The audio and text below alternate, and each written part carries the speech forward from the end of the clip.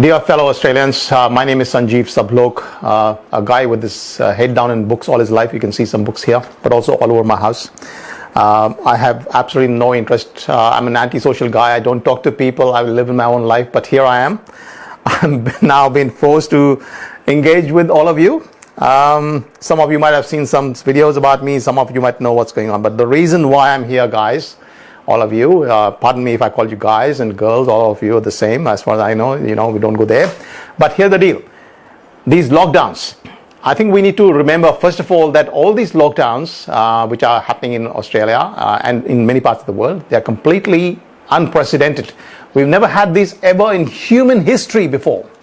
Also, by the way, guys, we've never had the international border closures. Australia has never been closed. Neither has any other country ever been closed in this manner. We definitely had some quarantines for Ebola type viruses and so on, but we never had this mass scale closure.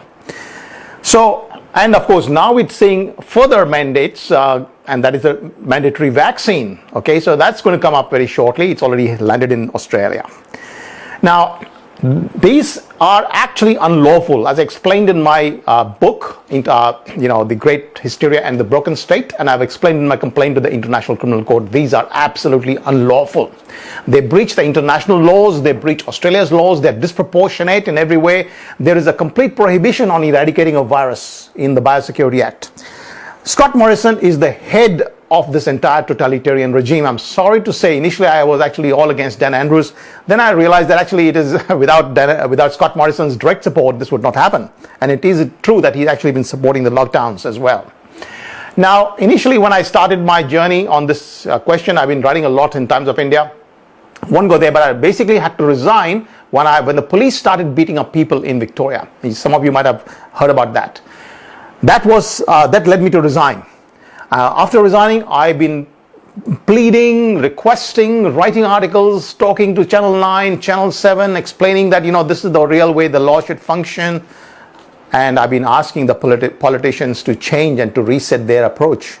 All this stuff about Dan Andrews, boot him out, etc., which I participated in one of the protests. I basically said, Dan, change the policies and everything is fine. In fact, I told the local minister, our treasurer, Tim Pallas, hey, I'm happy to help you in this case if you want to get back to on track. Australia has always been, in my view, the paradise on earth. I think there's no other country more blessed than Australia. All of you who live here know that from the bottom of your heart. It's the best place in the world. I came here once for 1 year in 1992, 93. Then I'm here. After that, I came and chose to live here with my family. It's no longer the paradise on earth. We have lost the paradise. And I think it is our obligation to ask for the paradise to be restored. We do not want to live in a prison. We want to live in a paradise where we're free to come and go, where we actually take our own precautions and take our own responsibility for our own life. Like if, for example, masks work, and they say that 2 masks work, by all means, wear 2 masks, wear 3 masks. And when you're going out, we can all do that, right? We can take our own responsibility for ourselves, look after our own elders and so on in the house. Why do we need the government to be in our house and telling us that you can't go? Like, for example, right now, I'd gone to Matthew Guy's office and the police drove me out from there. I put out a little thing on Facebook. They drove me out saying it's unlawful. I can't even go and stand outside my public representative's office. This is the situation in our so-called paradise, Australia, which has been lost. And I don't think we want to have it lost forever. We need to stand up and rise. And I think what I'm asking here, this is my very short summary. I want you guys to pay attention. I'm asking this to all the politicians here, first of all. I'm asking all the people to ask the politicians. Please ask all the politicians. This is my last ditch. I will not make this call again. This is my last ditch call. All the Australians of Australia, all the politicians and all the people, please wake up and restore the original freedoms of Australia, for which we all came here, for which all of us have come from Europe and other, those communist countries. They've come here for freedoms. We did not come here. Nobody came here to be imprisoned. Okay? So please do that. Otherwise, this is my obvious open threat. And I've also made a threat on my Facebook video today that we will organize mass civil disobedience. It doesn't matter if I'm the only person standing there and doing it. I'm quite comfortable. Till the very end of my life, nobody can trample me. Nobody can step on me. If you step on me, guys, you're going to face the consequences.